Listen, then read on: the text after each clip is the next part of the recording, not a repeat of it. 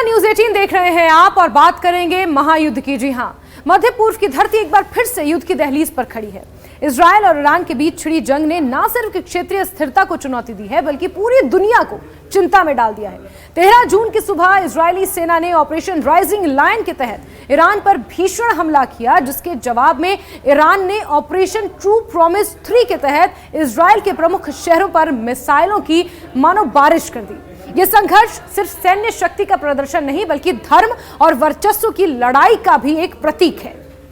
सैन्य अभियानों के नाम जो धार्मिक और सांस्कृतिक प्रतीक बन चुके हैं, सबका ध्यान अपनी ओर आकर्षित कर रहे हैं। इस युद्ध की सबसे दिलचस्प बात है कि दोनों देशों ने अपने अपने सैन्य अभियानों के नामों में गहरी धार्मिक और सांस्कृतिक प्रतीकात्मकता समेटी है। ऑपरेशन राइजिंग लायन, यह इजराइल का ऑपरेशन है। इजराइल ने अपने सैन्य हमले को ऑपरेशन राइजिंग लायन नाम दिया है। यह नाम बाइबल की एक आयत से लिया गया है, जिसमें शेर को ताकत, साहस और अडिगता का प्रतीक माना गया है। बाइबल के अनुसार लोग एक बड़े शेर की तरह उठेंगे और एक जवान शेर की तरह खुद को ऊंचा उठाएंगे।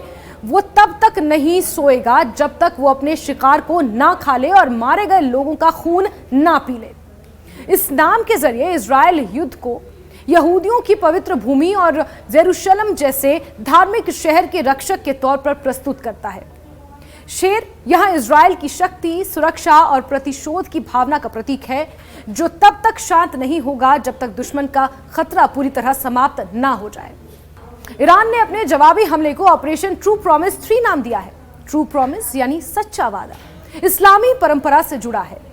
इस्लामिक धर्मशास्त्र में सच्चा वादा कयामत के दिन अंतिम न्याय और ईश्वर के इंसाफ का प्रतीक है। ईरान इस नाम के जरिए अपने संघर्ष को धार्मिक न्याय और प्रतिशोध की भावना से जोड़ता है। यह ऑपरेशन ईरान की इजराइल के खिलाफ तीसरी सीधी सैन्य कार्रवाई है, जिसमें उसने इजराइल के सैन्य और खुफिया ठिकानों को निशाना बनाया है। ईरान खुद को मुस्लिम जगत का अगुवा मानता है और इस संघर्ष को इस्लामिक एकता और न्याय के प्रतीक के तौर पर प्रस्तुत करता है। इजरायल ने 200 से अधिक फाइटर जेट्स के जरिए ईरान के 100 से ज्यादा ठिकानों पर हमला किया, जिनमें परमाणु संयंत्र, सैन्य बेस और एयर डिफेंस सिस्टम शामिल हैं। कई प्रमुख लोगों की जान भी गई है। इन हमलों में ईरान के शीर्ष सैन्य अधिकारी, वैज्ञानिक और कमांडर मारे गए हैं, जिसमें ईरान की सैन्य संरचना को भारी नुकसान भी पहुंचा है। जवाब में ईरान ने 100 से ज्यादा मिसाइलें और ड्रोन इजरायल के प्रमुख शहरों पर दागे। यरूशलेम और टेल अवीव जैसे शहरों में हवाई हमले के सायरन गूंज उठे। लोग बंकरों में छिपने को मजबूर हो गए हैं। दोनों देशों में भारी जनहानि और तबाही की खबरें आ रही हैं। यह संघर्ष केवल भू राजनीतिक रणनीति नहीं बल्कि गहरे धार्मिक और वैचारिक मतभेदों से भी प्रेरित है। इजरायल खुद को यहूदी धर्म का केंद्र और जेरूशलम को अपनी धार्मिक राजधानी मानता है। वहीं ईरान इस्लामी क्रांति का अग्रदूत बनकर मुस्लिम दुनिया को इजरायल के खिलाफ एकजुट करने की कोशिश करता है। दोनों देशों के नेताओं के बयान सैन्य अभियानों के नाम और प्रतीकों में धार्मिक भावनाओं का खुला प्रदर्शन है।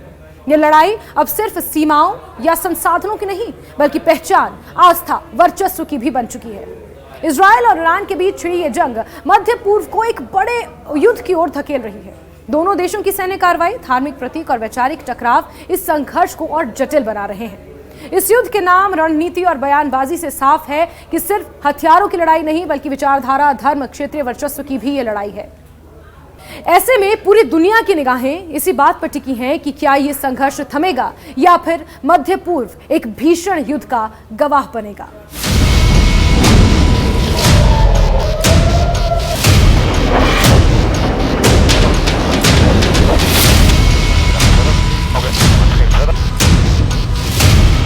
नमस्कार, न्यूज 18 देख रहे हैं आप और बात करेंगे महायुद्ध की। जी हां, मध्य पूर्व की धरती एक बार फिर से युद्ध की दहलीज पर खड़ी है।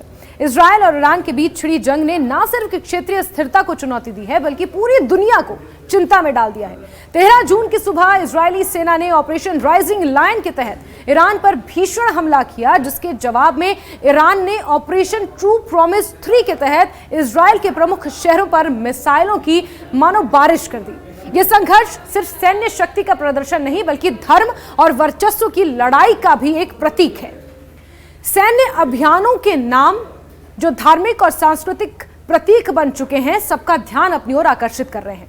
इस युद्ध की सबसे दिलचस्प बात है कि दोनों देशों ने अपने अपने सैन्य अभियानों के नामों में गहरी धार्मिक और सांस्कृतिक प्रतीकात्मकता समेटी है। ऑपरेशन राइजिंग लाइन, यह इजराइल का ऑपरेशन है। इजराइल ने अपने सैन्य हमले को ऑपरेशन राइजिंग लाइन नाम दिया है।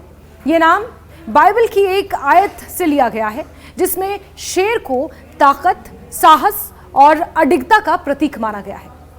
बाइबल के अनुसार लोग एक बड़े शेर की तरह उठेंगे और एक जवान शेर की तरह खुद को ऊंचा उठाएंगे। वो तब तक नहीं सोएगा जब तक वो अपने शिकार को ना खा ले और मारे गए लोगों का खून ना पी ले। इस नाम के जरिए इजराइल युद्ध को यहूदियों की पवित्र भूमि और जेरूशलम जैसे धार्मिक शहर के रक्षक के तौर पर प्रस्तुत करता है। शेर यहां इजराइल की शक्ति, सुरक्षा और प्रतिशोध की भावना का प्रतीक है, जो तब तक शांत नहीं होगा जब तक दुश्मन का खतरा पूरी तरह समाप्त ना हो जाए। ईरान ने अपने जवाबी हमले को ऑपरेशन ट्रू प्रॉमिस 3 नाम दिया है। ट्रू प्रॉमिस यानी सच्चा वादा इस्लामी परंपरा से जुड़ा है।